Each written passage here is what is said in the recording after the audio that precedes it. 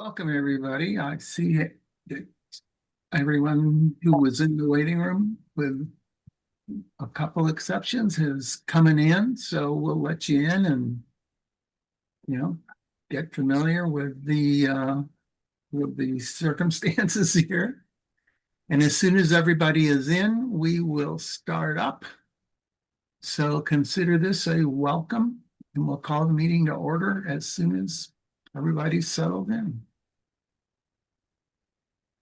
So if you want, put your name, where you're from, and all that kind of good stuff in the chat if you want, so everyone can see who's from where.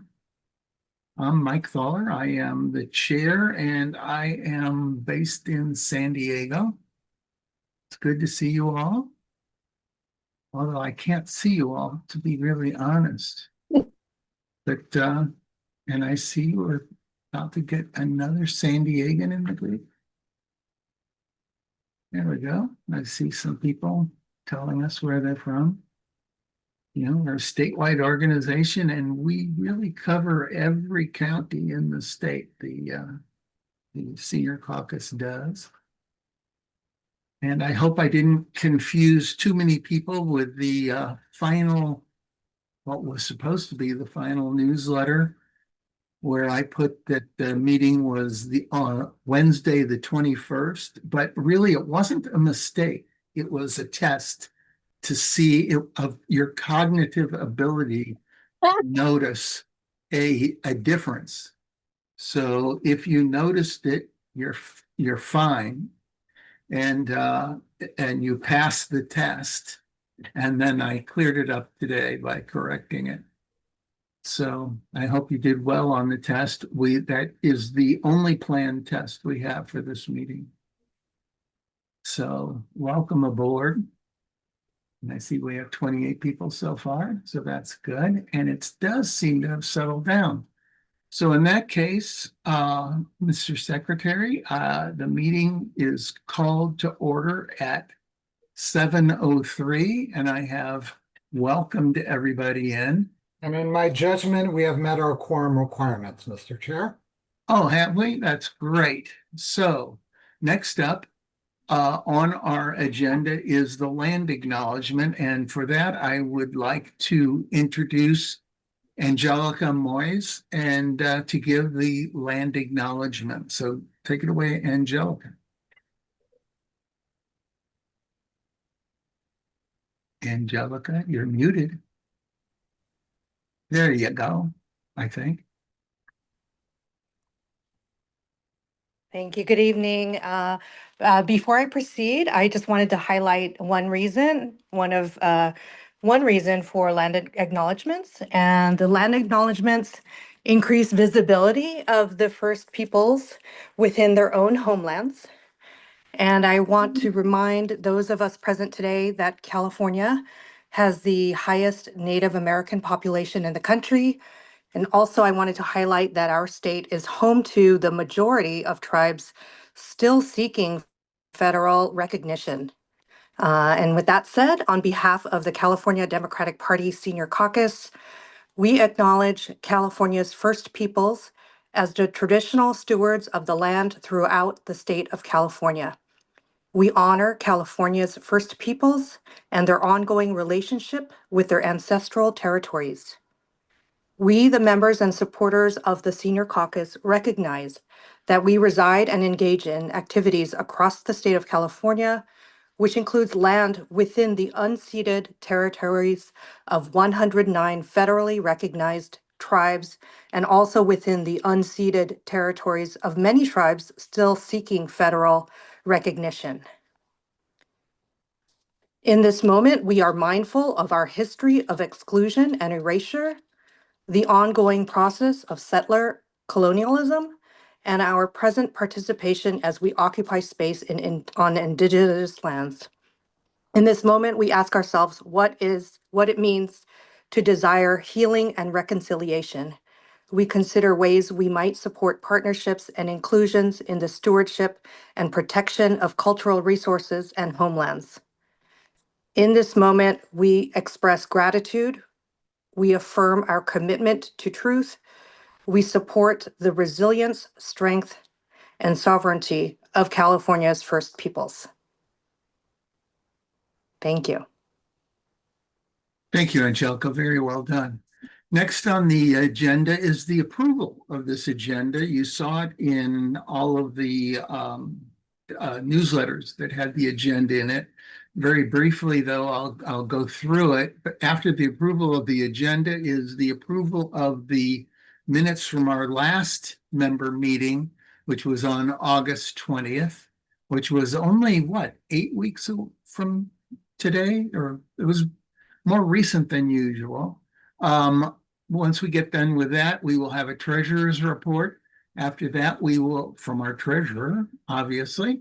And after that, we will have a DNC report from Sandra Lowe, DNC member. And we will, after that, follow that with a CARA report.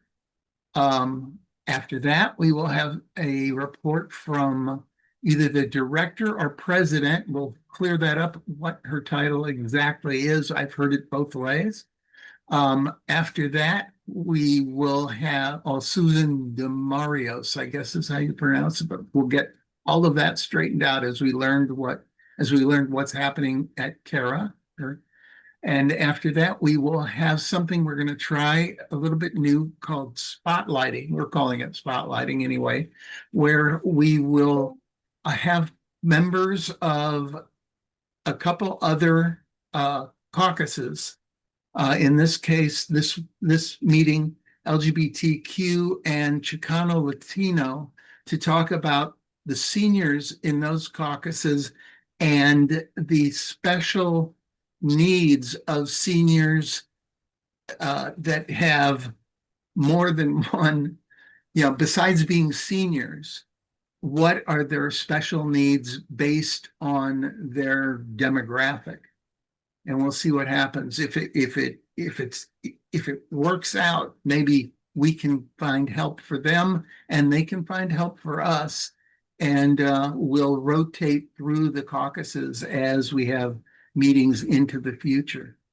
And the last thing we will have specific to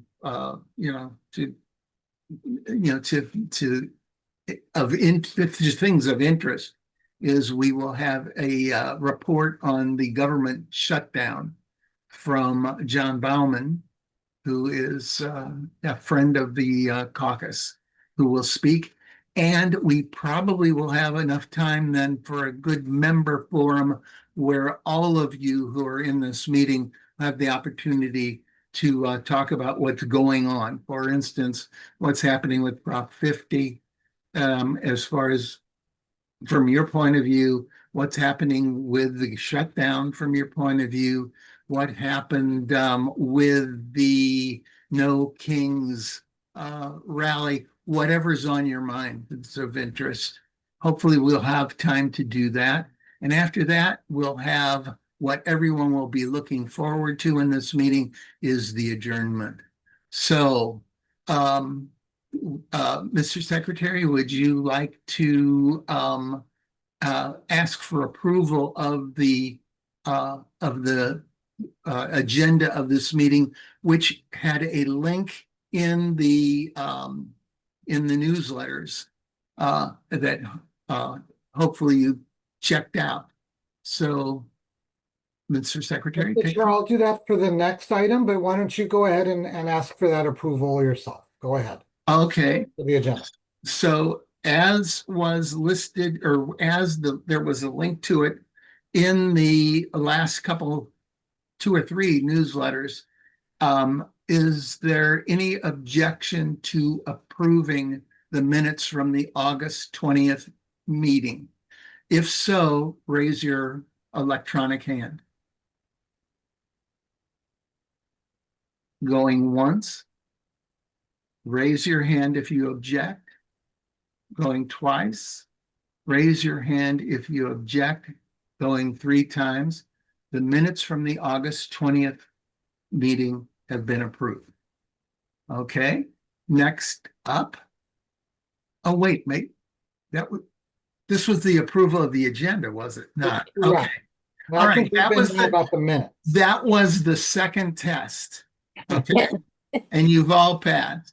Okay, so let's go backwards and now approve the agenda, which I had just finished reading. Oh, I'm sorry, Mike, but you just had approval for the agenda. Now we're Okay. ready to move on to the minutes, which there's the link for. Okay, so yeah, all right. So we approved the agenda. Now we'll the minutes. And do you want to do that one, Joe? Sure. Okay. And this is actually, so my understanding is the agenda was listed in the email or the newsletter. The minutes actually did have a link. There's about a couple of pages there that hopefully everyone's had an opportunity to approve, minutes with some accompanying notes. And I would ask that they be approved without objection. Okay, so does anyone object to the minutes as were linked to in the last couple newsletters? If so, raise your electronic hand. Going once, raise your hand if you object to the minutes as listed. Going twice, going 3 times. The minutes from the August 20th meeting stand approved. Thank you, everybody. Next up is the treasurer report, and our treasurer, Carol Taylor, will give that report. Hello, hi everybody. So it's good news. Our balance is $7,691.52. And the good news is we had thought the convention meeting would cost $3,500, but CADEM has only charged us $1,232. I mean, excuse me, yeah, $1,232. They might hear that and raise it back up. Oh, okay. I don't want to jinx it, but yeah, but it's nice that it's been bringing it back down to decent levels. So that was good news. As everybody knows, our memberships all expire as of December 31, and so on January 1st we will have no members until everybody re-ups. Just to let you know, right now we have 391 dues-paying members. So. Mhm. That's pretty good. So, all right. And incidentally, even if you had your membership waived, even waived memberships expire on December 31st. So if you had them waived, you do need to re-enlist. I guess that's the word, re-enlist, even with a waived membership after January 1. Don't do it on January 1 and certainly don't do it on December 31st. And in fact, don't do it now unless you just want to make a donation, because no matter, it will, if you do it now, if you do it in Q4, it will still expire on December 31st. So just keep that in mind. Mr. Chair, we do have a lifetime membership option for people who don't want to bother with this. That's true. We have 4 lifetime members right now. Mm-hmm. Which is a record for us. The old record was none. So now we have 4. It's good. Okay. All right. So next up is there anything else, Carol? Well, no, I just wanted to introduce Sandra. Sandra Lowe is on the City of Sonoma City Council and has been mayor as part of that rotation, and is also a member of the DNC. So thank you, Sandra. Thank you, Carol. That was, I appreciate it. I want to acknowledge that, and if I miss somebody, that my colleagues, Deborah Cunningham-Skurnick and Annalisa Swan are also in attendance as also your DNC members. And if I miss someone, let me know, but I welcome them after my brief remarks to chime in and add to the mix. Honored to serve with them. So I'm going to cover just kind of 1, 2, 3 things. One, tell you about our meeting that happened in Minnesota in the summer. talk about what the DNC is investing in now, and then give a brief overview of what's going to happen in December, because we're actually going to have a DNC meeting in California, which is like amazing. Doesn't happen very often. And so what will be happening there? So right now, as you know, there are elections, including in California. But the DNC has made a significant investment in New Jersey, Virginia, Pennsylvania, and California for the targeted races that are there, the governor's races, and a coordinated campaign. A lot of times people don't, think of the DNC as getting involved in state races, but with our new wonderful chair, Ken Martin, who was a state party officer and from the state of Minnesota for many years. He knows the value of state parties, and he is putting the investments of the DNC back into the state parties where the real work is done, where we're going to get the next crop of congressional members, governors, where we're going to change the districts in California and so forth. I know Ken for many years. He was the chair of the Minnesota Democratic Party when I worked for the party, when the late Eric Bauman was the chair, and I worked for Eric for 2 years. And during that time, I often had a lot of quarrels with the DNC, even though I was a DNC member. And the reason for that is that, we'd be sending a lot of money to the DNC out of California and have 8 congressional races here. And, where were they? And they would want us to use the data that they were churning out in Washington, D.C. And I would be arguing with them on the phone. You've got to use the data we have in California. We know. And Ken Martin stepped up and stepped in and helped us get the resources that we needed in California and let us use the data that we needed. They sent me data for congressional districts at that time that had whole chunks of the districts missing, no data at all. It was really shocking.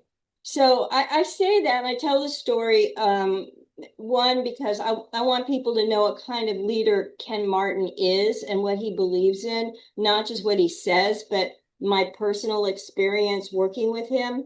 I know how important the state parties are, and it's so valuable because we've been missing that from the DNC for so long, and I'm just so proud of everything that he's doing. So what he's doing right now is, of course, putting those investments into those races, not telling them what to do, but saying, you know what to do. We're going to give the money for your investment in those races. And when I'm finished, I'll put in the chat how you can participate. Of course, you all know how to participate with Yes on 50, but you may want to participate with the New Jersey governor's race or whatever. And there are ways to do that through the DNC. Then we got this email the other day, and my colleagues might want to comment on it as well. And I thought it was really great because it talked about the rapid response platform in social media. And all of you know, I know I'm talking to the Senior Caucus. I mean, I'm a card-carrying member. I get it. Sometimes social media is something that, maybe you don't want to do, or you think it's crazy or whatever. But it's where a lot of people get their information. When we do polling and ask people, where do you get your information about this race? Very often they will say social media. So it's important to be involved in social media. And what they have right now is what they call the fact post news.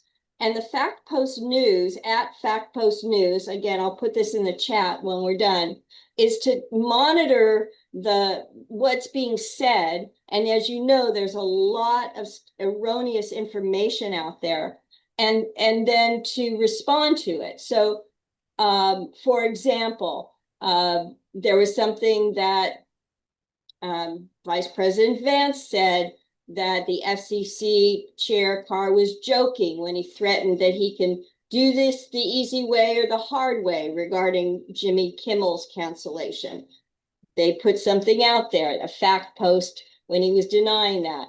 They did a fact post regarding RFK Jr.'s measles vaccine thing. I don't even want to go, that's the scariest thing in the whole wide world. Anyway, I've 6 grandchildren. It makes me crazy. So, but they put out something on that. So I'll put that in there. So the fact post is part of the DNC. It's being done to look at what's going on out there and to clarify it and tell the truth about what's really happening out there. And there's some very lovely pictures that they use and so forth. And if you've been following anything that Governor Newsom's been doing, where he's been sort of trolling the president, and I hope you're enjoying that as much as I am, but it is getting a lot of response. And, just like with Prop 50, sometimes we have to fight in the same battlefield as the other side. It may not be to our liking. We'd much prefer to do something more genteel and honorable and mannerly, because that's how we were raised, right? But you know what? Sometimes you got to take the gloves off and do what you need to do, because as they said, you can't bring a pencil to a gunfight. So that's where they're at. So what we did in Minnesota, we had a general meeting that started with just kind of I would say a cavalcade of the most impressive people elected in a state, in the state of Minnesota. We were in Ken's home state, and proud of him to trot out all the wonderful people there, including Attorney General Keith Ellison, who I supported for chair last time.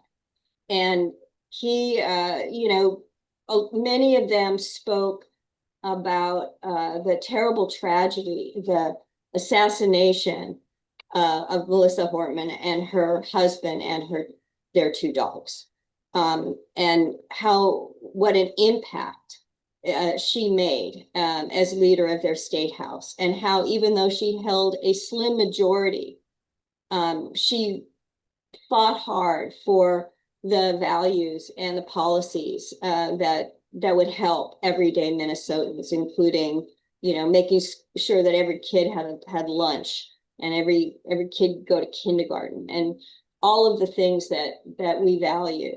And I bring this up because we ended our meeting on another gun tragedy, as you all know, of the assassination at the first day at a mass at a Catholic school. And it was, I still get kind of choked up when I'm talk about it. It affected everybody so much that really we couldn't continue the meeting. We sort of agreed on principle that the meeting should be, we've done our business and we should go and do what we needed to do. So we started a meeting with a horrible story about this assassination of this wonderful leader, and then we ended with an equally devastating event. And I stayed a couple extra days because I'd never been to Minnesota, and it so happened I decided I'd go to the St. Paul Cathedral, which is just this huge building, and I thought, God, it must be a magnificent church. And went in there, and they were doing a memorial for those kids. I had no idea it was going to be that day. And the Archbishop was there, and many other dignitaries, and sort of it put a lot of things in perspective for me. Life is so fragile, and children are so precious, and the work that we do about leading is difficult. And we just have to fight on and do something about this horrible gun violence that we have in our nation. But I just wanted to sort of give you my personal take on it. And as I said, I invite my lovely colleagues to join in. And then finally, I just wanted to let everybody know that we will be having a DNC meeting in December in Los Angeles. I think it's the 10th, 11th in downtown LA. And at that meeting, we'll be starting to look at the policies regarding the state nominating caucuses and primaries for the next presidential election, because that is one of the things that is the responsibility of the DNC, is to have those policies and the order in which the states vote, and whether there's caucuses or elections or primaries and so forth. And so the Rules and Bylaws Committee has a draft policy out there, and we will be looking at that. So with that, a little bit of Minnesota, preview of LA, and telling you what we're doing now. I open it to questions. I see Deborah's got her hand raised, would like to add something, and through the chair, at your pleasure. Yeah. Oh, and there's Andrew too. I'm sorry, Andrew, I didn't see you. And Andrew was reelected our Western Caucus chair and had a wonderful get together in Las Vegas. I was unable to make it, but I heard fantastic things about it. And thank you, Andrew, for doing that. And It wasn't a party without you. It just wasn't the same. Anytime, if I can't go to Vegas, I'm busy.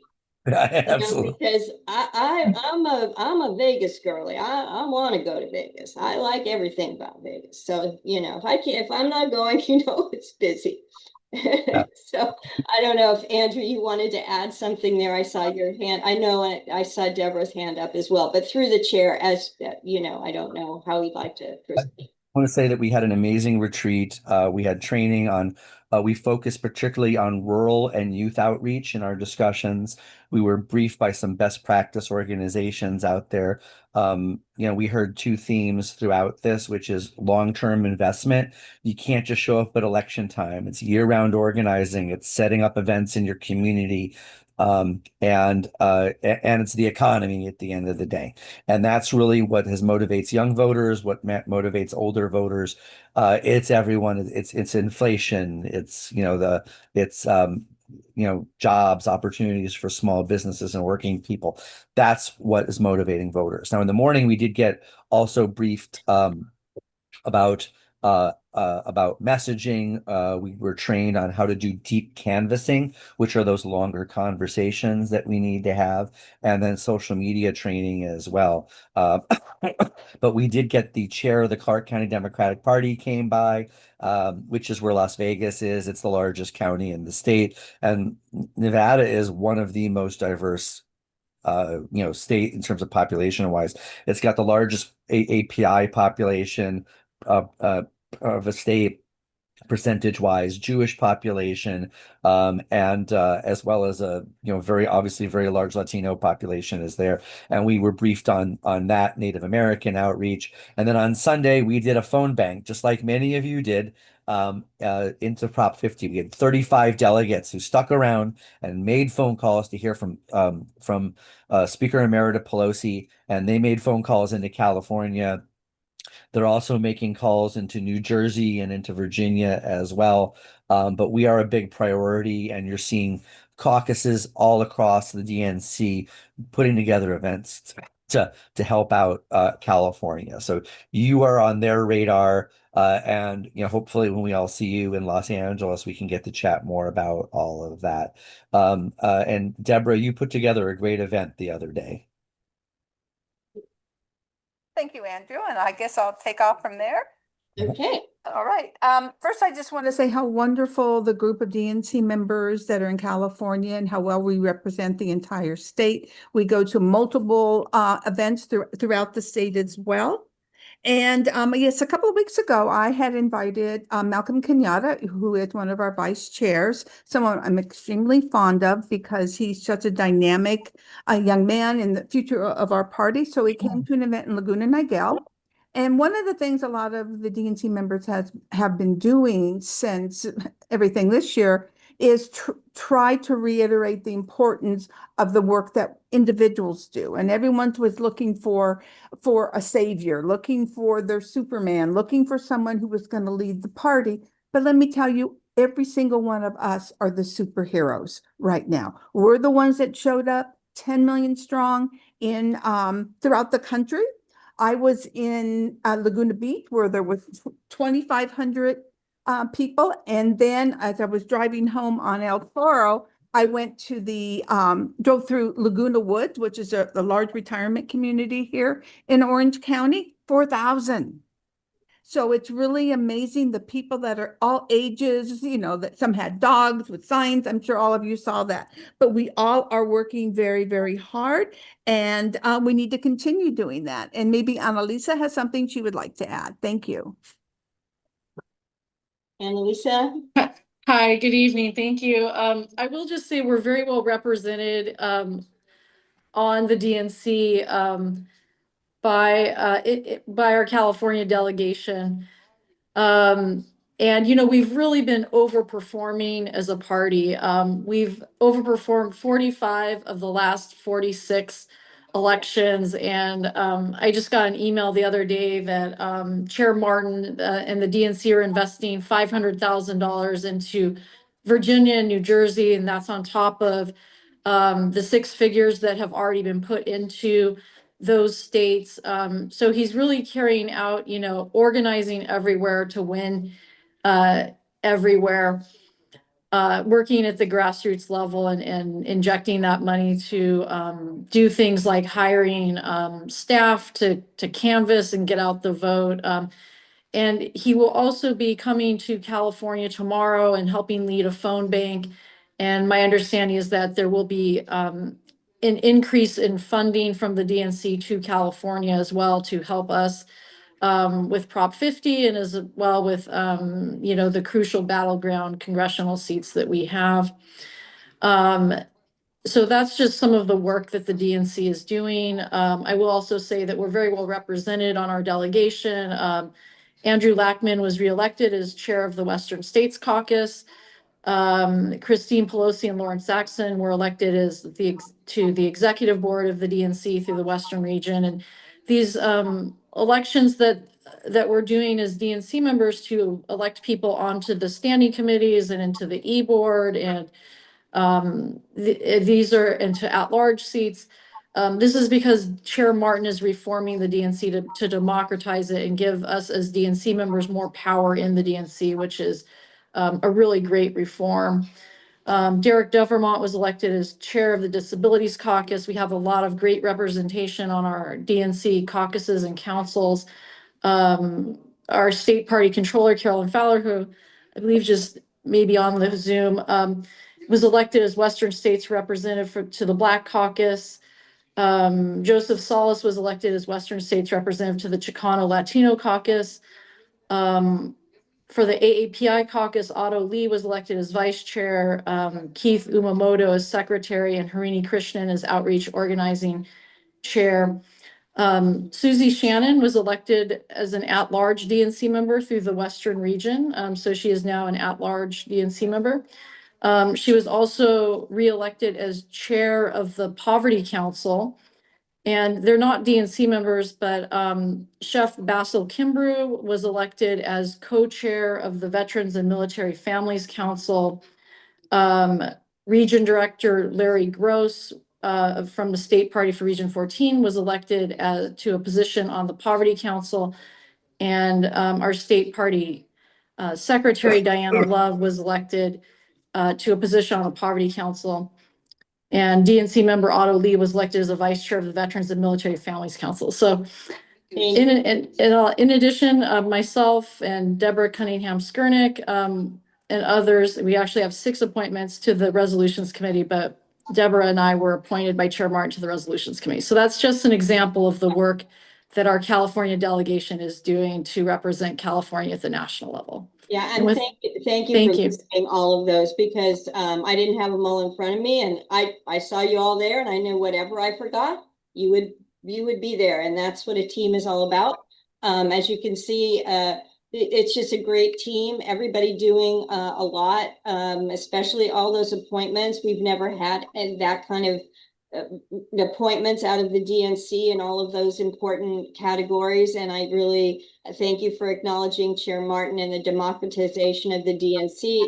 It used to be they'd give us a slate of people, and primarily they were big funders and DC people and lobbyists that we didn't know, and we'd have to vote for them, and that was it. And this time it was like, oh no, that's the past. That's not what we're doing anymore. And it's really, it's so refreshing. And I think that you're going to see a lot of great response from voters once they get to know what's going on. Anyway, I'll leave it there. I know we went a little bit over because I couldn't just speak with not including my colleagues. That's just how I go. I will put some of the things I mentioned in the chat, and then just a point of personal privilege for those of you going to the eBoard. I hope you will join me and Betty Yee at a reception on Friday when you arrive. We'll have snacks. Thanks. All right, Renee, do you have something real quick to ask? Yes, thank you, Mike. Sandra, hi, it's Renee Zeimer. Nice to see you. Nice to see you. I am just wondering, you've really shared a lot of very positive information, and with the communications and the social media and all the training and the points that you made about the importance of communicating out. Are there articles? Is there information about, this is not your old Democratic Party, the Democratic Party is, it becoming more participatory, and we're democratizing it. And sort of like, where's that information that we can grab hold of and amplify and push out to our networks? I will put that in the chat, how to sign up for the newsletter, which will have all of that in there, because you're not automatically on it, so I'll put that out there. It's a great question, Renee. And is the DNC also pushing it out directly, not only through us, but directly? Because well, they are, but I mean, great. It helps. The meetings like this are helpful because we can put things out there, and then it just kind of multiplies logarithmically. So exactly. Thank you. Thank you. There are all kinds of they send out a blueprint, they send out a war room one. I've tried to forward them to a bunch of the region directors.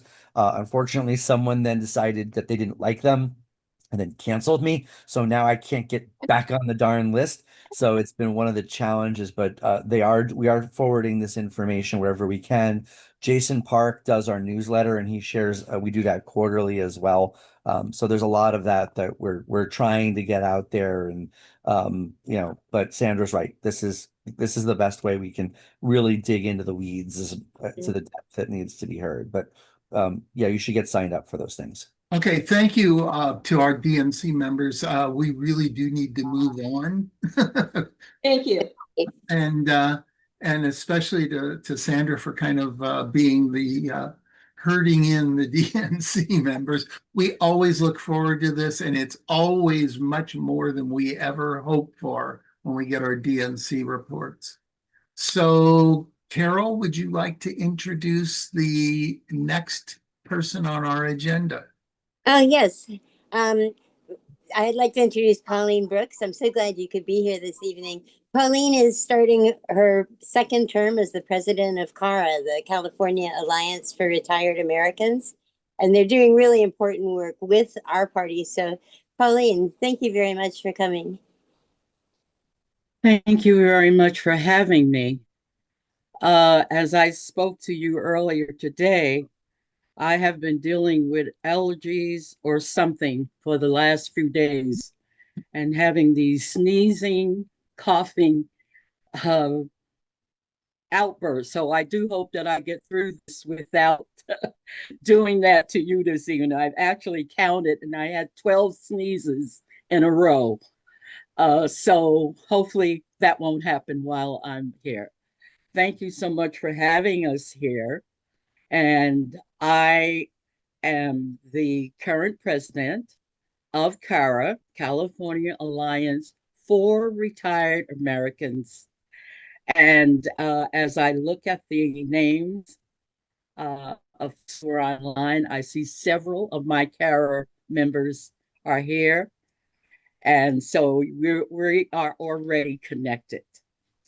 So for those of you who may or may not know, I'm going to give you a thumbnail quick of who and what CARA is. First of all, we are part of our home, or I guess our parent organization is the Alliance for Retired America. We are in 43 of the 50 states. And we are CARA because most of us on the first letter of our state. So we are California Alliance for Retired Americans. So that's our cap and that's how we refer to ourselves in the short way. We are we just celebrated, as a matter of fact, 2 Wednesdays ago. We celebrated our 22nd year. And I'm proud to say that I've been a member for 20 plus years. We are a activist. We are legislatively involved. We are on lines. We also, as far as being retired Americans, we are very united with our disability community because their needs are our needs and our needs are theirs. So we do a lot of things together with them.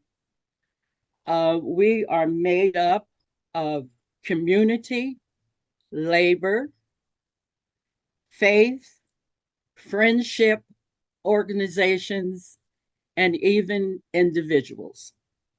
So you can become a part of CARA through whatever your social life, whatever your political life, whatever you're working, whatever.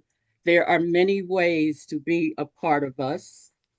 Our membership fees, to give you an idea, run from $50 to $5,000.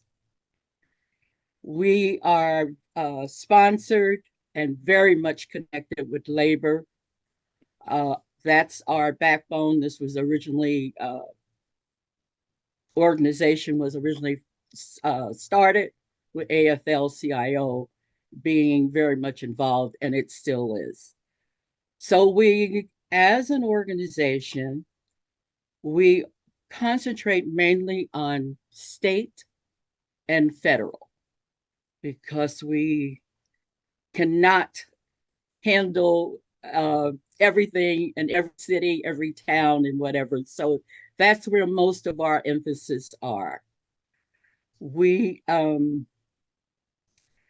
have a legislative committee, which is very involved on every level, legislators in the state of California, and they meet out, well, like now, of course, most of us, we meet via Zoom ever since COVID, just like this. But we have the office, and we are there in Sacramento. We have wonderful relationships with many, many of our legislators. One of the most important things that we do throughout the year, we do a lobby day. And at our lobby day, we actually attempt to meet with every single legislator here in California. And we get pretty close to it, even from all sides. We have legislators, because of the work that we do through our legislative committee and CARA as a whole, who contact us to help them push their bills and to whatever they're working on. So we have a wonderful working relationship. We are open to unite and work with whoever is willing to work, because our strength is not financial, it's our people. We represent all of these different agencies, these different organizations. And when it comes to, and we'll talk about the phone banking, when it comes to doing things like that, we show up, and we show up in large numbers. And I see people like Chris Organ, who is my birthday brother. We have the same birthday and we celebrate July 10th. I see Michael Nye, who is my buddy from 20 plus years. Tish Leon, just to name some. And of course, one of our, I didn't get to the second page and I don't know if she's on, but Henny Kelly, which I know the whole world knows. She is one of our original board members for CARA, and she is also our board she represents the board on the national board for the state of California, Nevada, Arizona, New Mexico. So we are the working, and we're always looking and we're growing, but we unite with other organizations. And from what I understand, the Senior Caucus, we are the seniors, and we want to invite some of you to look into our agenda, see where we can fit. I was listening to, I believe it was Sandra, was talking about Minneapolis and Minnesota. I lived there for a while, so I still have reached even out there. So we connect. Right now, of course, like everyone else, we are on it with Proposition 50. We CARA has a slot on the phone banking, and we phone bank on Mondays from 12 to 2, and we are seniors calling seniors. And I don't know if any of you are doing the phone banking. And of course, if we've been around a while, we know what phone banking used to be. This new phone banking is not that. It is so automatic. It is so wonderful. Calling on this Prop 50 and people saying, thank you for calling me. And yes, I'm involved. And yes, we're for it. It's so pleasant. And at our convention 2 weeks ago, several folks were sharing their experiences that they're having making those calls. And of course, as I know, Bowser is a member of this, but Bowser is also a member of CARA, a friend of CARA. We've been working many, many years together. So that's mainly, we're asking you to get to know us. Let's work together. Those of you who don't know us, I invite you to go, as so much now is virtual, to go online and look at us, and you will see what we have been doing for the last 22 years. We have a very small staff, but it's a dynamic staff. I don't know how they do what they do, but we actually cover the full state of California with a staff of 5 people. One of the things that we are so proud of, that's part of CARA, we have what we call our CATs. They're CARA action teams. And there's actually 18 of them throughout the state of California. And we meet monthly. We, again, with COVID and changes, we used to meet everybody single wherever, all over the place. Now we meet in groups of 6, 3 different times throughout the state, wherever, depending upon where you're located. But that is how we stay in touch. That is how we spread the word. That is how we do our work. And again, I emphasize, and I personally feel that we have the people to do the work that we need to do. And I know my time is limited, but if there are any Q&As or more information, I would love to invite you to go to the CARA website and look us up and consider becoming a part of us and just being another partner. So that kind of does it, Carol. Yeah, Are there any thank you. questions? And if so, I do see a few hands up. Let me put my eyes on so I can see this thing. Renee? If you have any questions, we don't have a lot of time for questions, but if you do, raise your electronic hand. Try to keep it to like a minute question if you have any. I see an applause there from Carol. But aha, we have Renee again. It's me again. Okay. Well, hi, Pauline. I am a member of CARA and I love the work you do. And we got a whole lot of seniors who do amazing activist work throughout the state. My question for you is on the legislative forefront. Mm-hmm. Has CARA taken up working with our legislators to create a firewall between our public pensions and cryptocurrency investments? Because I think many of us are very concerned about it. They're high risk investments, and it seems like CalPERS is trying to nibble at it, and we don't have the protections that we need. Robert Rice just came out, I think it was last week, and talked about the two bubbles, AI and crypto. But he really, he talked about crypto as his a bubble concern that is a classic Ponzi scheme, and it can have devastating consequences on public pensions. And I do know that the crypto lobbyists have been working on both sides of the aisle and given money to Democrats as well as Republicans and buy them off. I'd kind of like to know if their campaign contributions to our Democratic legislators were made in crypto, or did they give them cold hard cash?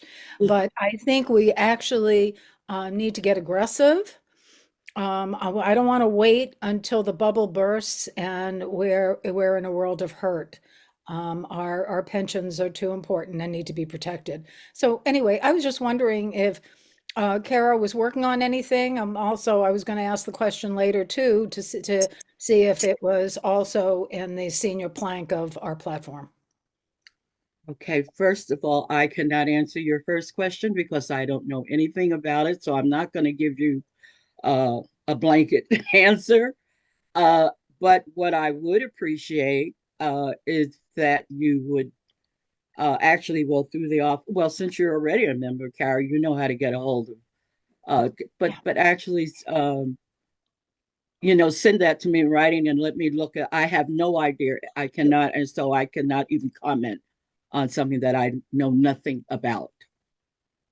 So, Will do. but that's something that would be a good thing for you to, either bring it to your cat or bring it directly to us and let us see if it's something that we can participate in. Unless Chris or Mike or anybody else that's from here that's really on the board who think they or have any info, but I don't have any, so I can't comment on it. Okay. Anyone else have a really, really quick question? We're getting behind. Okay. I guess not. All right, shall we move on to the next speaker? So thank you so much for having me. And I do hope that those of you who are not familiar with CARA will take the time to look into us and let's become partners. Let's work together. We're working for the same things. Thank I you so think we'll much. take you up on that, Pauline. Thank you very much for coming tonight. Okay, so next up we have the California Department of Aging. So Janine, you want to introduce our next guest? Well, we have Susan DeMorris, and she's from Sacramento, Department of Aging. And Susan, you were here with us last year. I think we had you in a very short slot of time. So, but I know that you want to talk about the changes going on in the state and some of the goals and resources that the Department of Aging has. So, and I think we have a PowerPoint, Mike. Yes, I don't know. PowerPoint is ready when Susan is ready for it. Okay, terrific. All right, good. Well, thanks, Janine. Thanks, everybody, for including me on your full agenda tonight. How much time would you like me to take? I can be nimble. I heard you're running behind. Now we're running behind, so be more nimble than normal, perhaps, but Okay. don't leave anything out that we need to. Okay. It should be about 5 to 7 minutes. Is that about right? That sounds perfect. Okay. Well, first, I want to just thank Pauline for being here because CARA has been a fantastic partner in Sacramento and at the state capitol. And what I'm about to talk to you about with my slides, Jody Reed was instrumental in developing California's master plan for aging, and so many CARA members helped push that over the finish line. So thank you for everything you do. Take that back with you. And we can go ahead and start the slides then. I wanted to bring you a few updates. Things are lots happening in the aging world, and we'll go ahead and move to the next slide. So I wanted to just call your attention. Something we're really pleased about is earlier this year, the Public Policy Interest Center, PPIC, they're very well regarded. They usually focus on topics of great interest to the state. And in January of this year, they focused on aging. So that's really unheard of that they would devote a whole special report to aging. But what I wanted you to see is this chart that they put in their report. These numbers are produced by the California Department of Finance, and you can see what's happening from between 2020 and 2040. I mean, that's where we are right now. We're already a quarter of the way through this 20-year projection, where it's showing, a decline in the 0 to 19 population, and in a huge growth, as has been predicted for many, many years, but especially, if you look at the 90 plus, 85 plus, 80 plus populations, that's where we're seeing the largest growth in our state. So thank you for everything you're doing and anything you can do to put a spotlight on the programs and services that support older adults. We're incredibly grateful to you. Next slide. Here's how the population is broken down by region. I know that you're all calling in from all over the state, but you can see that in parts of our state, we've experienced and are experiencing huge growth. So while the population overall is growing, there are parts of the state where we're seeing really significant growth. The Inland Empire, the Sacramento area, and the San Joaquin Valley, in large part because these areas are more affordable. Next slide. So for those who don't know yet, we're in year 5 of California's 10-year master plan for aging. This was established by executive order by Governor Newsom. He made this commitment on the campaign trail and honored it as soon as he took office. developed a really extensive stakeholder process and then launched it in January of 2021. So we have 5 bold goals for our state. And as you're talking with legislators and members of Congress, keep these 5 bold goals in mind. Housing for older adults, the fastest growing demographic of unhoused Californians is the 55 plus population. That's been a trend for about 3 years now, and it's continuing. In our local communities that have done their point in time counts for in January of each year, we've seen slight reductions in the unhoused population overall, but we've seen increases in the 55 plus population. So that's a key message to get out. With goal number 2, Health Reimagined, we are really focused on home and community living and trying to rebalance from an institutional bias towards hospitals and nursing homes and really try to build up those home and community-based services that people need to live independently at home. A big focus for us this year is goal 3, inclusion and equity, not isolation. You're all familiar with Proposition 1 and the new Behavioral Health Services Act. So we really want to make sure that those billions of dollars that are guaranteed and are sustainable, unlike many other funding sources these days, that those dollars flow to support older adults as well as children and youth. So big focus on Proposition 1 and the Behavioral Health Services Act. Goal 4, we're focused coming into November, which is National Caregivers Month, really putting a spotlight on family and friend caregivers who are providing the bulk of long-term care in our state, making sure they get the support and resources and training that they need. And then the last goal is affording aging. We know the cost of living in California is very high. We also know that the only group that has fallen deeper into poverty since the COVID pandemic is older adults. Older adults did not receive some of the supplemental funding or augmentations that other populations received. And the high cost of home care, of assisted living, utilities is really challenging for older adults. We're focused on how we can find solutions for a group we call the missing or forgotten middle. These are people who don't qualify for Medi-Cal, but they can't afford to pay out of pocket for all the things that they need. They're not wealthy enough to just bankroll everything that they need, and they're not low income enough to qualify for some of the Medi-Cal services. We'll go ahead to the next slide then. I wanted to be sure in your advocacy work that you have access to our county profiles. With this QR code, it'll take you to a link where we have all 58 counties in the state. It will show the projections, how many older adults and how the population's growing. It will break it down by race and ethnicity. It will show the population share as older adults become a larger portion of the population. And we have 5 key benchmarks that we measure each county on. And we show in the far right column whether it's on average for the state, above average, or below average. Legislators love these fact sheets.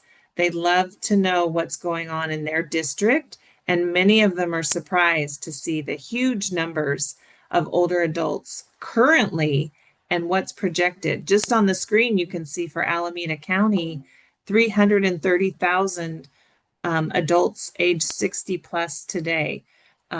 Many elected officials, be it city council, county supervisors, state legislators, member of Congress, aren't aware of the high current numbers. So you can access these anytime you like and use them in your advocacy. And then the next slide.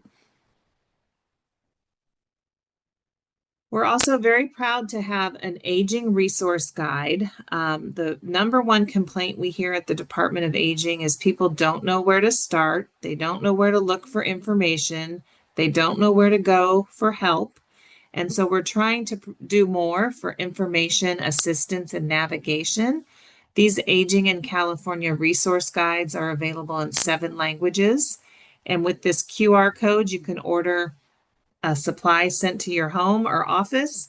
And you can use them at outreach events, make them available. We're sharing them with all the libraries, our senior centers, and our area agencies on aging.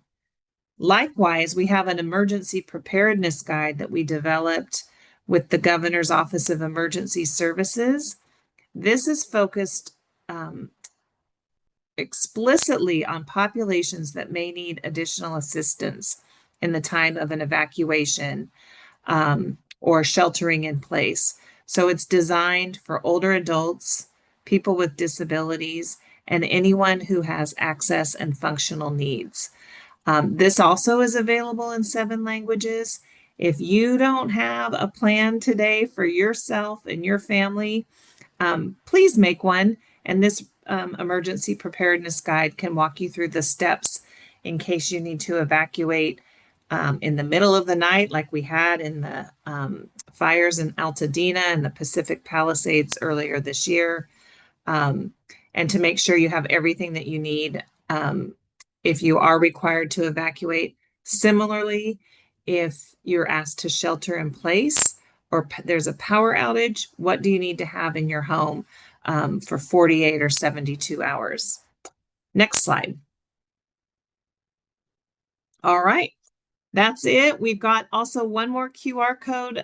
If you want to get our newsletter and find out everything that's happening at the Department of Aging and all the progress being made on the Governor's Master Plan for Aging, you can join our Engage listserv. We've got about 10,000 people that get our updates, and we hope if you're not getting them now that you'll join that group and we can keep you well informed. Not sure about your time? I'm happy to take questions, and I'm also happy to let you move on to your next agenda item. You're diehards here, 8:08 at night. Hats off to you.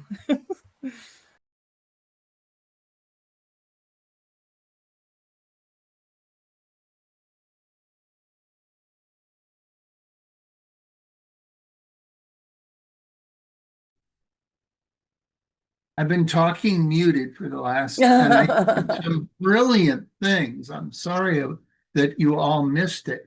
But what I was going to ask is, would you like us to put this, the PowerPoint on our website and, let people access it so they can learn stuff from it? But could you put maybe in our chat, you referred to, to getting, for instance, on your listserv, a link to get onto your listserv, or if you don't have it with you, you could send it to me and I could send it out to everybody.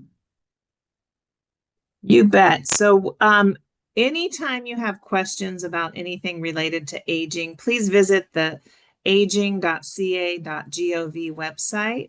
And then if you wanted to subscribe, you just send your name, your email to engage@aging.ca.gov. I see. Okay, so SD was was that you that typed that in? Yes, yes. Okay, Yeah. good. Okay, so those are the 2 biggies. Excellent. All right. Okay, any questions? Is there anything else you'd like to say?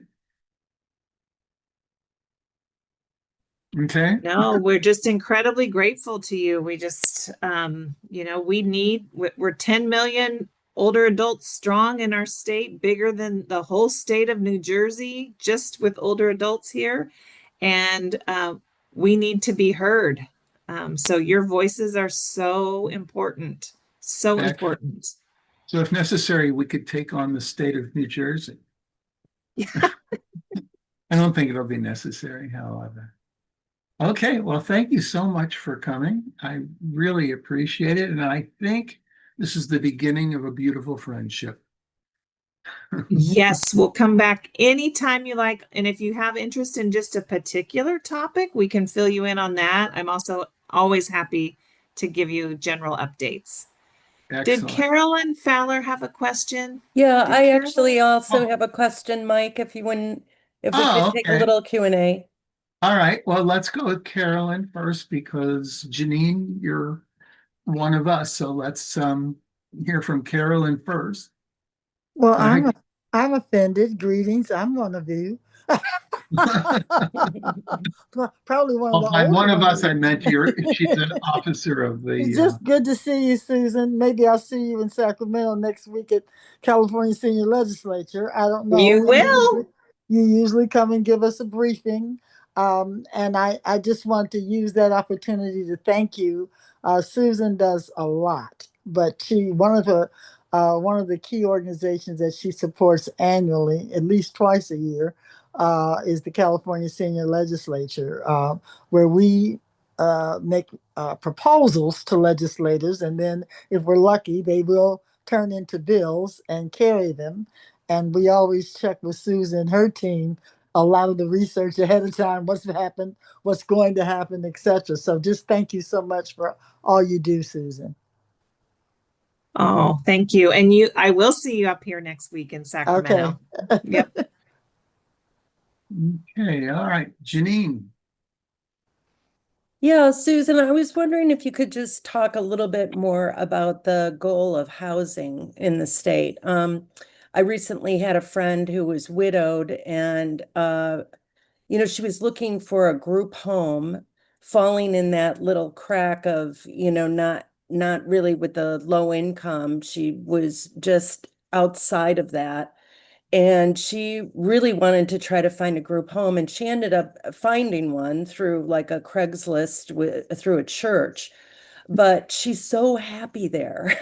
Oh, You know what I mean? good. Like it's just the right size community for her and all of her emotional needs. And I was just curious if what type of housing well, I'm sure there's plenty, but it's not just new housing, right? Is it developing systems that with buildings that already exist or anything like that, homes?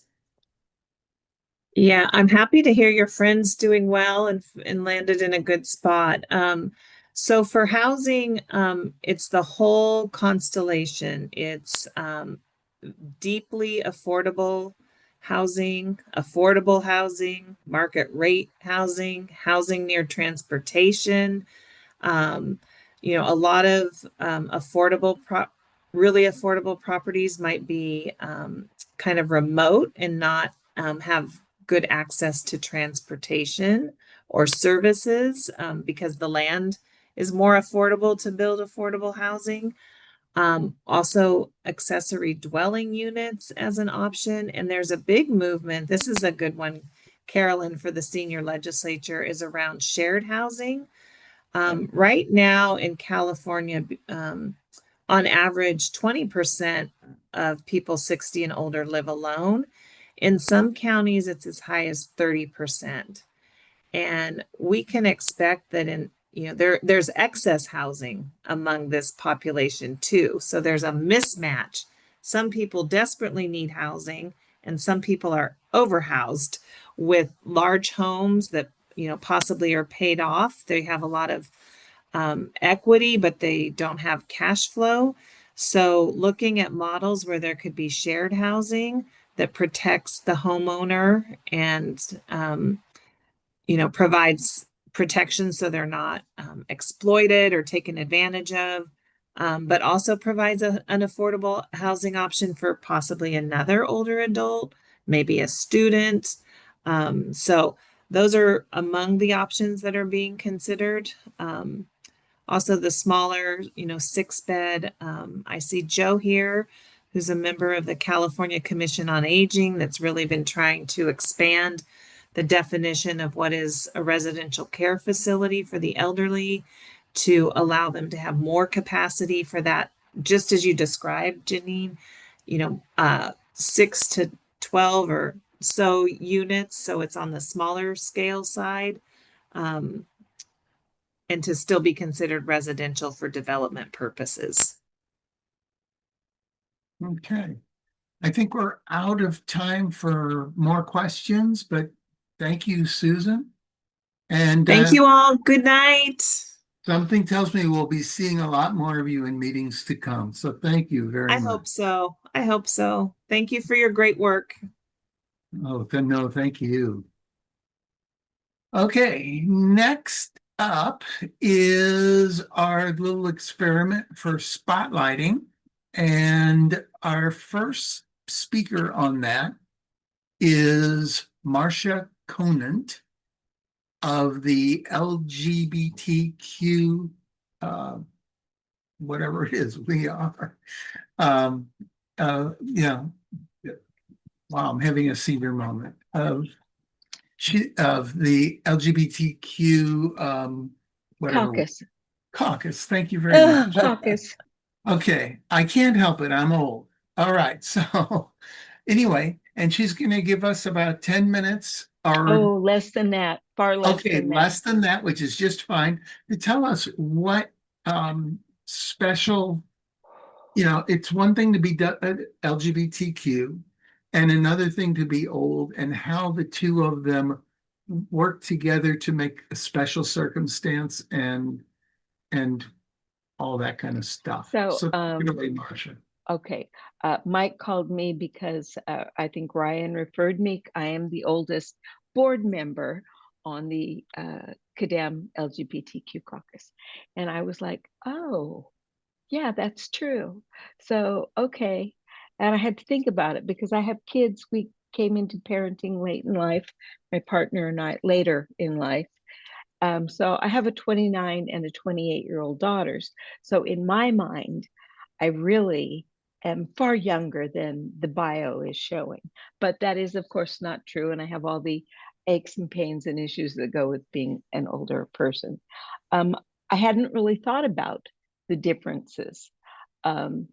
And then I started looking at my community and my people, and then discovered an organization called sageusa.org out of New York that's been working for 40 years in different aspects, trying to deal with an older LGBTQ population. So everything I say to you tonight is going to be from their website and things that I have learned from them.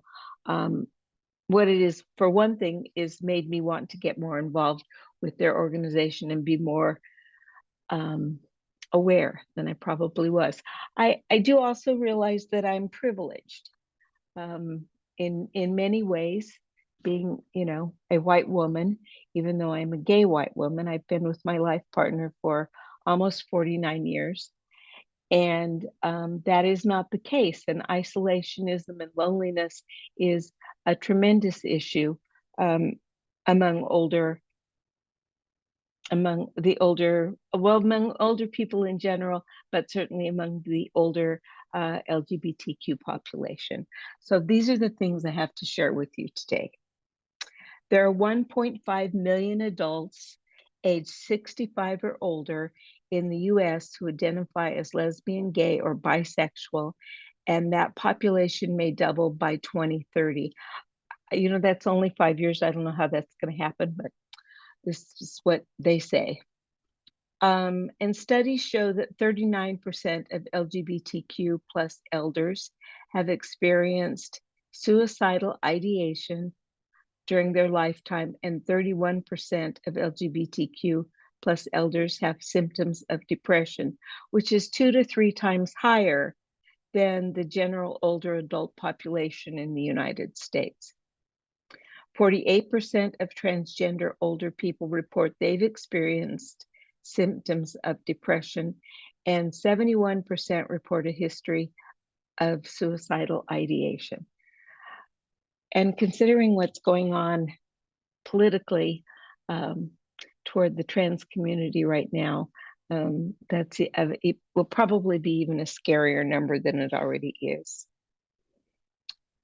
Many LGBTQ plus elders live alone because of a history of family rejection or a lack of connection, increasing their risk of social isolation and loneliness, which are two significant predictions of depression for older people.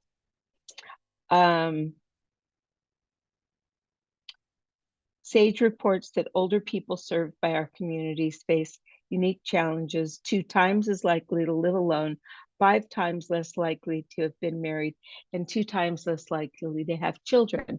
And all of those things, you know, being married, having children, having family support, are issues that are greater in the LGBTQ plus community.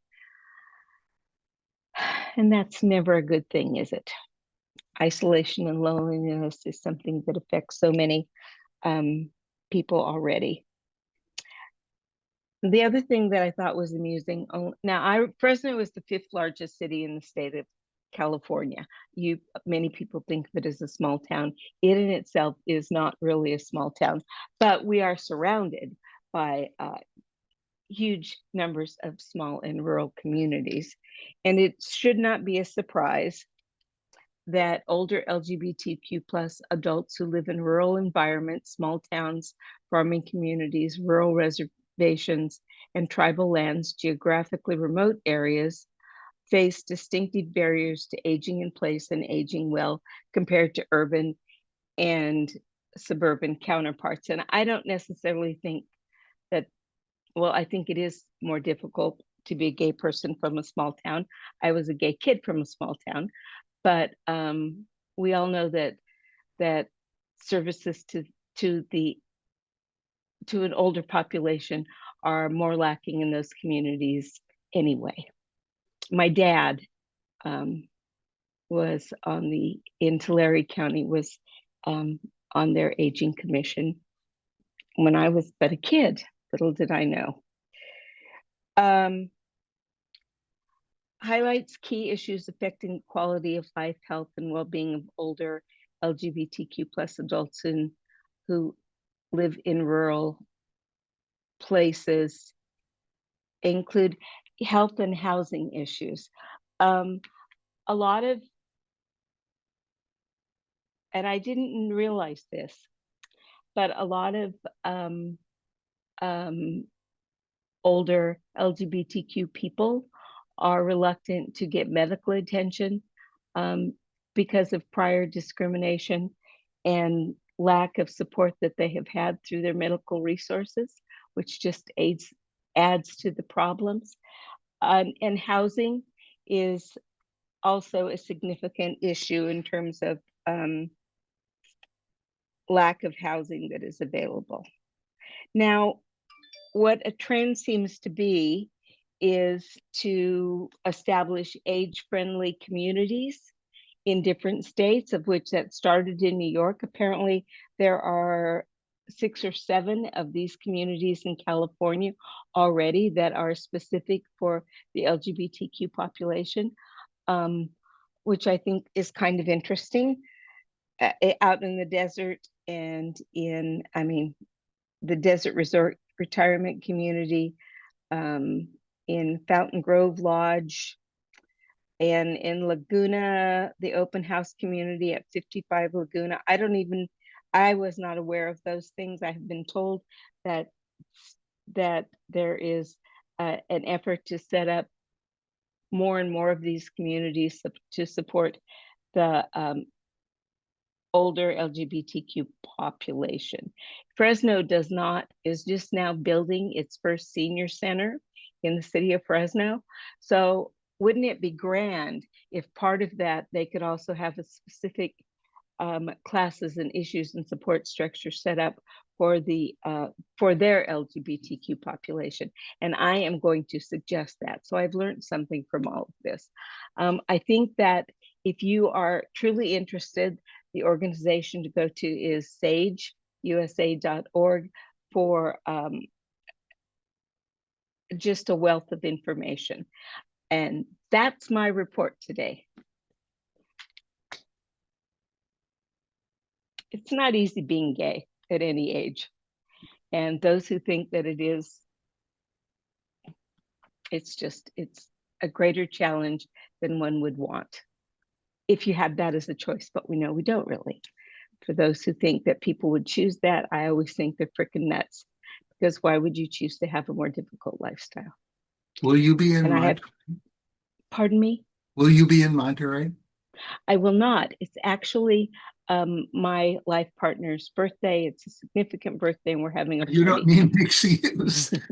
No, I was just hoping you were. Maybe we could So get I will not be there. I will be at convention, but I will not be in Monterey. And I love Monterey. Normally, I would be happy to be there. Okay, well, thank And you. I thank you for the opportunity to speak. And thank you for joining us. I really appreciate that. Okay, well, I think that our first attempt at a spotlight was a major success, but now let's move on to our second attempt. You are very kind. Good. Okay, thank you. Janine, you want to introduce our second spotlight? Sure, we've got Nilza Serrano. She's here in Los Angeles. She is the new chair of the Latino Chicano Caucus for the California Democratic Party.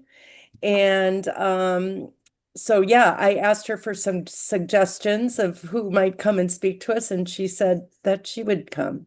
So I know she works in our community. She's actually in my district here in North East and East LA. So she is involved in a lot of organizations. But Nils, I'll let you tell us about your community and your caucus for seniors. Thank you. Good evening, everyone. My name is Nilza Serrano, and I was recently elected a Latino caucus chair in the May 31st. So my first day, so it's pretty new. And I feel like the dog that caught the bus. You know, you're chasing this thing, and then all of a sudden you get it and you go, oh, shoot, what do I do now? So I'm still getting my legs and trying to make sure that I'm going to do a good job. I did make a commitment to stay on for 2 terms and then let someone younger and smarter and brighter than me take over, and then I could rest and attend meetings and do more great things from this comfort of my home. So, but I'm here to talk about the issues affecting seniors, because specifically Latino seniors, because some of the challenges that they have, especially under this administration and Mr. Trump and his goons, are causing a lot of stress in my community, as you all are very aware. The Latino community, the senior community, is extremely fearful at this point in time in the U.S. history. The emotional stress is just at an all-time high. Latinos are, they're concerned not so much for themselves, but for their children, now that it is legal to actually seek us out because we may have an accent, or we may be speaking Spanish, or we may be listening to Spanish language music. We can get pulled over and sent to jail regardless of our immigration status. You know, people have a misconception that the Latino community is undocumented. Studies show that 87% of all Latinos in the United States are citizens or have become naturalized citizens. So Latinos that are undocumented is not that high. It has just been we've been the boogeyman for this White House. They're also concerned that their children may not come home because of the same things that I just talked about a few minutes ago. Also, one of the things that is kind of bubbling up in our community is that Stephen Miller has said that he does not think that Latinos should own property in the US, which means that all of us who have our homes, we're all fearful now. Like, what do you mean we shouldn't own? I've spent my entire life building this grain of sand in this wonderful country, and now you're saying that you're going to take it from me? I don't understand. and no one is stopping him or them from doing these horrible things. So now they're stressed out about that kind of things because, you know, they all work very hard to have their homes, to have a little house in the back that they have their, you know, grandkids while they're going to college or whatever that is, so they can live in their homes. And now they're concerned that Mr. Trump and Mr. Miller can just come and take it away. Challenges over high food cost, inflation, utilities, and the inability to go out in peace. The fact that, you know, you used to walk your neighborhood, now seniors are afraid to walk their neighborhoods because they're afraid that the man in the white van with great green writing is going to come and take them away. So those are kind of the stress levels that are happening to our seniors. One of the other things, just statistically, Latinas have a higher rate of death over heart attacks because they think it's indigestion, or they think it's, oh, they pick something up, or they're just exhausted and they don't go to the doctor. So death by heart attack in the Latina household, Latinas, not Latinos, is at a higher rate than other demographics. I mean, I could just go on and on and on about the cruelty that is happening to our community at the moment, but I'm available for any questions that you may have. And I know that you're running late on time, so I want to be conscious of everybody's bedtime like mine. Okay, as it turns out, we're catching up. But at this point, what we might want to do is Marcia's available, you're available. Are there any questions that people have to either of these people that are speaking to us? If so, raise your hand. We'll keep it a little short. But if you have a question, I see Brenda Miller does, who happens to be a friend of mine.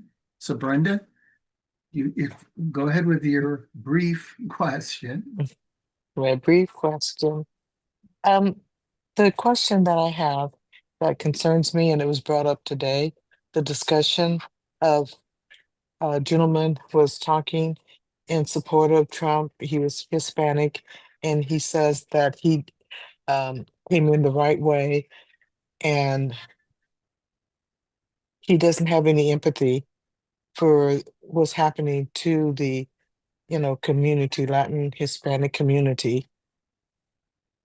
Why would someone still, with what's happening to the Hispanic Latino community, still support Trump? I don't understand. I don't understand it either, but I know that most immigrants that come from other countries leave those countries because of socialism, or they think it's a socialist state, or you've got a wannabe king, and they come here. And one of the things that I think that the Democratic Party has done wrong is that we've made ourselves the party of, of being kind to others and providing services and not businesslike. And they think that immediately that we are going to become a communist state because of it. That's the only thing that makes sense in my head on why people feel that Trump is the guy that they need to support. Whether it's right or wrong, that's what it is. And we have to do a better job as a party. I found out in Orange County that the Women's Republican Party is teaching classes to Latinas on how to start small business. So now, they're already building and grooming people to become part of that infrastructure without even realizing that, this is just a ploy to get into their side. They really don't care if they start businesses. They'll throw them out. They don't care about us. They see us the same as they see anybody else. Whether you're a citizen, whether you're a business owner, whether you've built a life here, like I've been blessed to do, at any time they can look at me and say, sorry, you're out of here. It's And just a unfortunate. follow-up question, does it Sure. have anything to do with Catholics? Because I've heard the Filipinos say, because I'm Catholic, I have to vote for It's the Republicans. abortion issue. The abortion issue is Oh, the problem. I think we have to figure out a way to still stay true to our beliefs that a woman's choice is paramount, but also believe like President Biden did. He's a very Catholic man who said, abortion is not from my family, but I am okay that somebody else makes their own choice. And I think we need to figure out how to say that to Filipinos, like you said, and to people who are extremely religious so that we can bring them back home. Okay. All right, thank you. Next up with a question is Diana Love. Good evening, everyone. Nelza, we have Yes, ma'am. several organizations like Churla and Salva, they're nonprofits, and their primary goal is to help undocumented folks become citizens. But with the Trump administration now targeting the fact that if you are not a citizen, that you have to go, where does that leave these organizations? Are they still viable to help people? Because to me, they would become targets. Have you heard anything about any of that? I have not heard anything about it, but in 2015, 2016, right before Trump won the last time, I was involved with the California Community Foundation, and we did an event called Protégete. And it was a 2-day event at the Long Beach Convention Center. And we had 400 attorneys donate their time. We had 800 paralegals donate their time. We had the post office create a mini post office there. We had the supervisors, no, at that time it was Congress do a bill so that the fees that you have to pay to put in your application for immigration would be waived. And we were able to start 3,000 people on their journey to become citizens. What we need to do is something similar because we're all hoping this is going to end, right? We are hoping that in 3 years that all the seeds that we have planted by Prop 50 and the phone banking and Congress and building a partnership with CADEM and the Latino community, that all that will pay its weight in gold. That's how I see it. I feel that I've had office hours, for lack of a better explanation, but I've met with people in the community that feel that they were unseen, unheard, and their challenges unaddressed by the Democratic Party. But I had to explain that we have to take responsibility for our own participation in the process. We can't expect somebody to take us to the poll, to do our research, to do this. But hey, I'm going to do everything I can on my power to say, look, the California Democratic Party is coming to the Latino community with its full chest. We are here. We are going to be your partner. We are going to make sure that your challenges are addressed. And I think they're starting to see it. They're starting to feel it. We're getting more of well, at least a little bit right now of more interaction with us because I'm constantly talking. I'm traveling up and down the state as much as I can to try to give the message that we're here and we're here to help. Okay, thank you. I'll follow up on my end as well, too. Thank you. Thank you, Diana. Okay, I don't see any more hands, so shall we move on?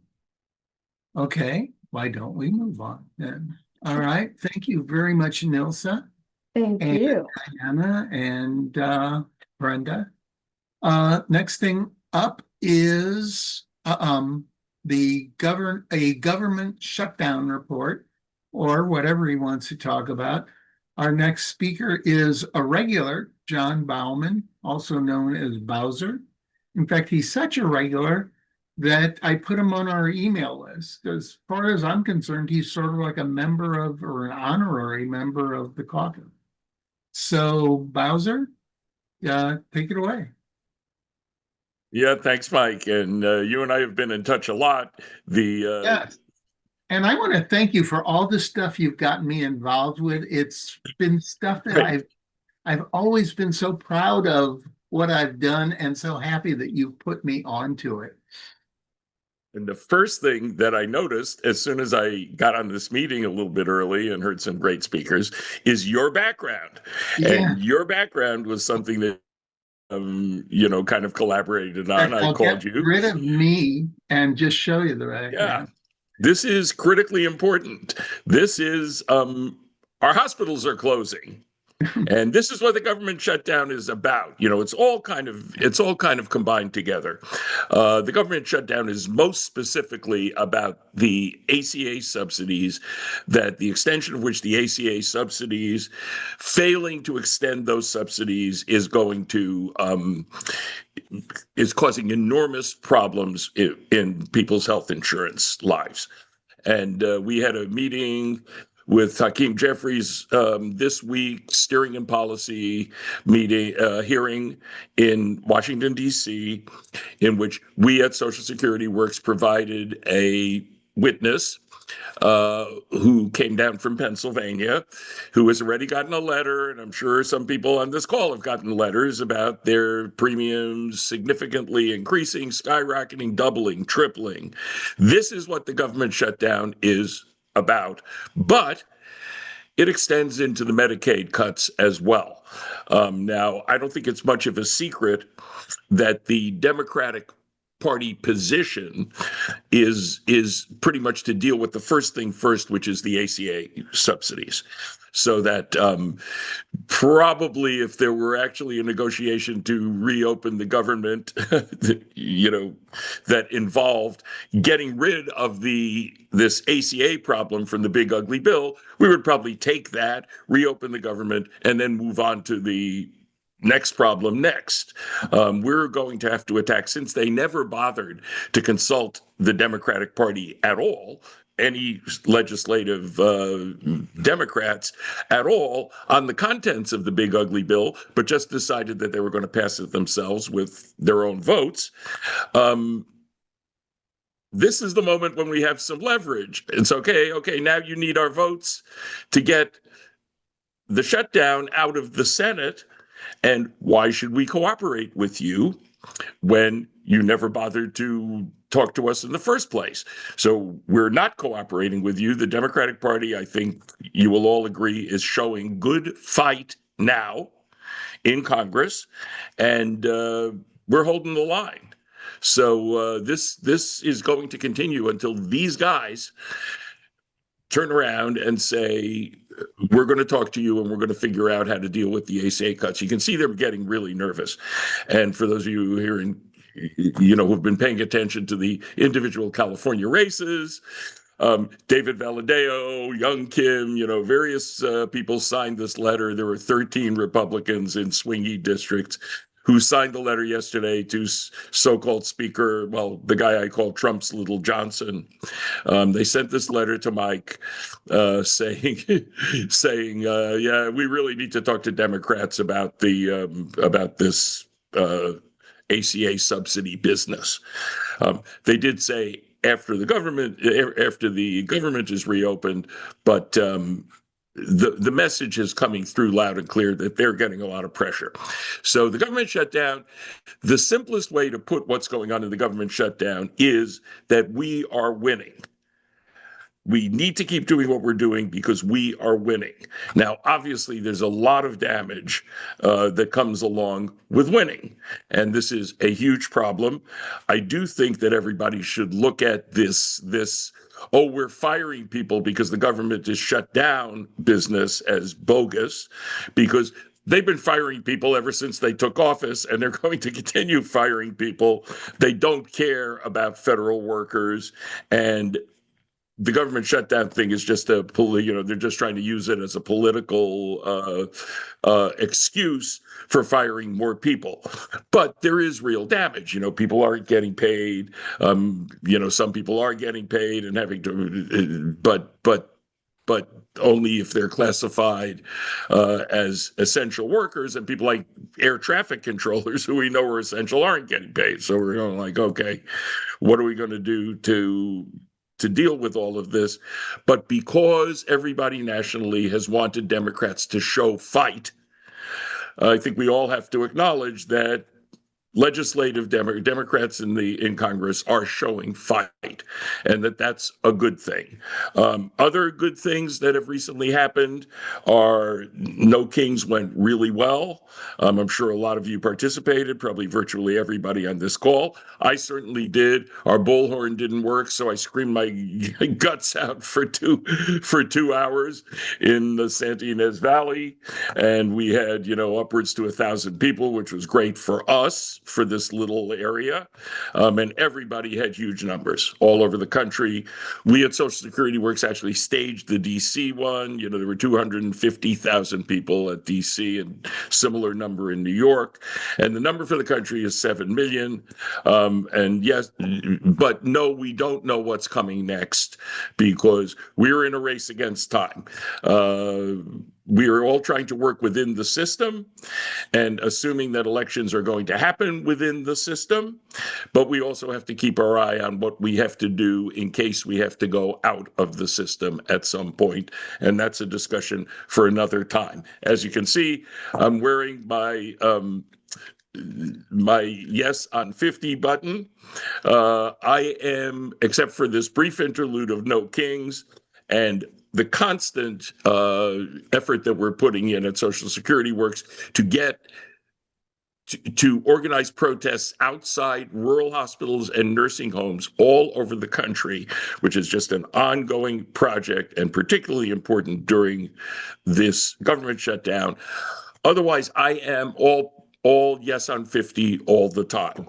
And I am going to put in the chat right now something that I really want to emphasize as my last point to this group, which is I've been kicking off and staying on the California Alliance for Retired Americans phone bank every Monday from 12 to 2 p.m. And this has been the greatest phone bank experience that I've ever had. You really are going to enjoy this if you get on. You're going to find that you're talking, it's seniors to seniors. It's the only senior to senior phone bank that there is for Prop 50. They give us a list of all seniors, and you talk to people our age and our level of experience. And I'll tell you what, it's supposed to be getting a little harder as we go along, because obviously the easier people, like all of us, we got our ballots, we turned them, we voted yes, we turned them around, we put them in the mail, and then we go off the list. So you're losing the easiest people, and the harder people are hanging around. But I went on this phone bank on Monday in an hour and 20 minutes because we ran through the list and they couldn't give us another one. So we had to stop literally 20 minutes early because we didn't have any more calls to make. But in an hour and 20 minutes, I had 25 yeses, 5 of which were I've already voted yeses, which is great for this kind of, the predictive dialer is great. Everything about these phone banks is terrific. I had like 5 or 6 wrong numbers, which is good because then they come off the list, and I had the usual amount, probably about 10 or so hangups when they find out it's not somebody that they know who's on the phone.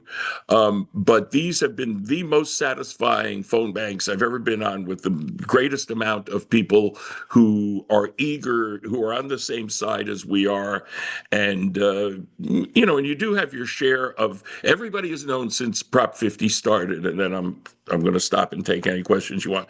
But everybody has known since Prop 50 started, since the very beginning, that there's not that much of a persuasion universe out there, meaning among Democrats in this state, and of course we got a big majority in the state, there's not that much of a universe that you have to talk into, that's, oh no, we can't do that. When they go low, we go high. We can't do this horrible thing, with redistricting. Just because Texas did it, it's still the wrong thing to do.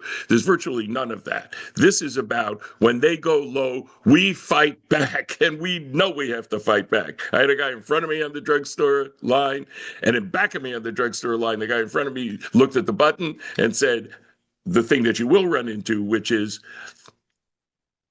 I don't know whether I'm supposed to vote yes or no. And I said to him, well, are you a supporter of Donald Trump? Because I'm in an area where there are plenty of them. And he said, oh, no, no, no, no. And I said, okay, then you have to vote yes. So that's the persuasion area that you're going to find on the phone banks, and really probably the main one and almost the only one.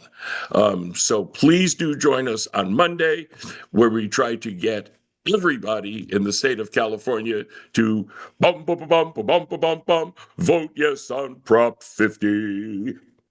Any questions? I have a question. Will there be one on the Monday before the Tuesday vote? I think so. I have to look actually, but I think there will be 3 more. Well, Is that more. right? 3 more if there are 2 more. Is that, yeah, it was 3 more this past one, right? Don't go by what I say. I couldn't even remember the word caucus. Yeah, I know. We just have to look. But the main point is, doesn't matter how many more there are. Yeah, it's The the main thing is, 27th and the 27th and the 3rd are the next like two the months. 27th and the 3rd. And I think there is going to be one on the 3rd as well. I don't see any reason why there wouldn't be. You still do run into your share. Okay, I'll just tell you this one other thing. One thing I've had great success on the phone banks is, did you get your ballot in the mail? They say yes. Okay, turn that ballot around and send it in as soon as you can, because the greatest thing about that is you're going to come off this list and you're going to stop getting these annoying phone calls. And people laugh. And then they say, like, oh, wow, that's okay. That's real incentive. Like, I'm going to do that. You're still going to have some people who like to vote in person because they don't trust the mail. And the sad thing about liking to vote in person is then they won't come off the list, and they're going to get called until election day until they actually put that vote in. But, so far, so good. All the polls have been good. The experience on the phone banks has been wildly better than anything I've ever been around. The predictive dialer, the scale to win dialer has really been great. You don't sit there for long periods of time without reaching anybody. And when you do sit there for a long period of time without reaching anybody, something's wrong, which is what happened to all of us the other day when we were going like, why are we not getting a phone call for this long? And we all went back to the room. Eventually, after about 5 minutes, I went back to the room, and it turned out that there was no more list, and that's why. So, Okay. Yeah. Yep. And the senior caucus a year ago, we actually did training on the dialer for some, and then many of us did dialing for whatever it was, a regular election. So we also want to say that on this one, on the CARA senior to senior phone bank, Rob England, who's executive director of CARA, is doing the training himself, and it's a very efficient training. It doesn't take a long period of time. One thing that I always have found on phone banks that drives me nuts is when the training chews up half of the phone bank, and also when people like me going on chew up way too much time at the beginning. It's like, yeah, no, don't do that. Do 3 minutes and get people into the training and then get people onto the phones. And this one has been very good for that. Mm-hmm. I've had the experience of doing a senior to senior phone bank, and the seniors, they were, it was mostly veterans I was calling for some reason. I guess it was set up that way, and they were lonely and just wanted to talk. A lot of people do want to talk, and I've had really lovely conversations with people, who start complaining about Donald Trump and every single thing that the Trump regime is doing. Sometimes you just got to cut them off and say, "I got to go on to the next call," because it was too much time. It was fun, but it was depressing. These have not been depressing at all. These have been the least depressing phone banks. Mm-hmm. Honestly, I'll clue you guys in on a thing about me real quick, which is that I love knocking on doors, and I can't do it that much anymore because I have mobility issues. So in the past, one reason I love knocking on doors is I'm totally shameless. I just tell the person I'm Bowser from Shutdown. I take all the old people on the list and I let my partner, whoever it is, my canvassing partner, do all the younger people. I take all the old people. I just tell them I'm Bowser from Shutdown. I start singing to them. And then they look at me and go like, oh, wait, you really are. And I go like, yeah, I really am. On the phone, I try to do the same thing. And they go like, oh, yeah, and I'm Barack Obama. I'm the king of England. And I can't prove it, so it's a total bust. So I go on these things. I'm just like any other caller. I'm just John Bauman, volunteer from the California Democratic Party, and this says I have no edge over anybody else. So you're going to have the same experience as me. These have been great phone banks. Okay, can I Really take a positive little? and fun. Can I take a little survey of the people who are still on the call? Hey, Mike, Go ahead, Janine. Janine, you're muted. no, I was going to say, I want to make sure we don't forget about Jean before. Yeah, no, she's I got her won't hand forget up. about Jean. Okay. Jean has a question, right? Yeah, she has a question. Why don't you ask your question, Janine, and then I'll take my little survey. So unmute yourself. Thank you. Thank you. I just had a question, well, an observation more or less, and kind of ringing the bell. Here in Riverside County, we are kind of still pretty red here. And I have been a poll worker for over 20-something years. And this is the first time in years where several of the people I've worked with before, different locations, have not been utilized. And I know we're the front line for making sure ballots and everything are taken care of and making sure no shenanigans go on. So I was just wondering, is there anyone watching the hen in the hen house, the fox in the hen house, when it comes to who are they hiring to work in the polling for? Because they're awful quiet about not being worried about what's going to happen. So that makes me concerned. So I just wanted to bring that up.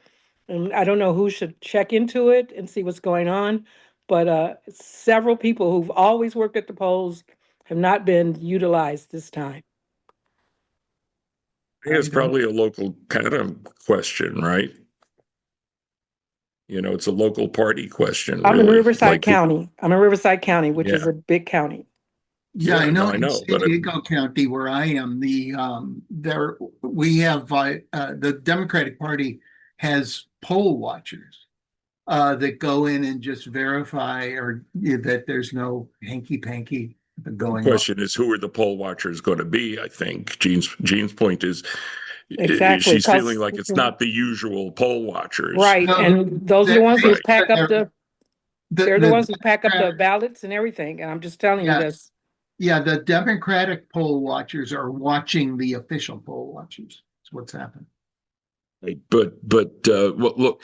By the way, I'm going to give a speech at Democrats in the Desert on Saturday, which is in your county. I mean, it's Palm Springs. And I can try to probe about this and see whether anybody else is finding the same kind of experience. It can't hurt to ask and see if this is a trend. Appreciate it. No, Thank you. It's an important question, without a doubt. Okay, I think Carolyn Fowler has a comment probably on this. Hi, Carolyn. Yes, thank you. I would suggest that you check with Joy Silver, who is the chair of the Riverside County. Riverside, and right. I'm sure they have plans. Some of their people have already signed up for our voter protection, but she would probably have a better handle if you're saying there's a concern that many people who were previously doing this have not been reached out to. And it could be because it's just this one issue that they're not having as many locations that are open versus, let's say, next year or just the primary. But let Joy look into it. That would be my recommendation. We know that there aren't as many locations that are Right. open. So they That is wouldn't a need as fact. many workers. Right. Right. Yeah.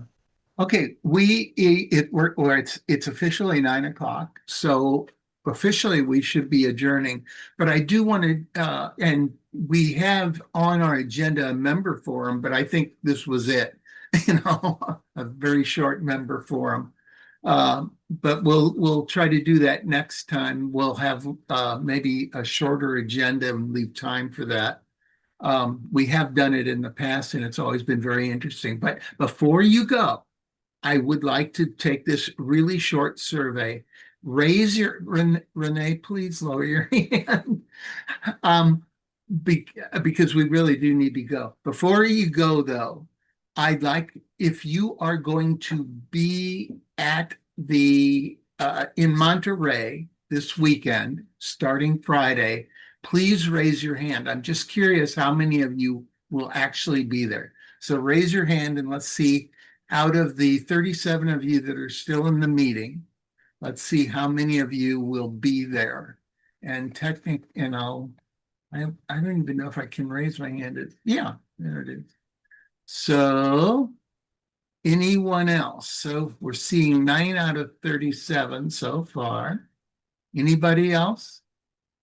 Going once, going twice. Anyone else? Okay, 9/37 is what, about 10%?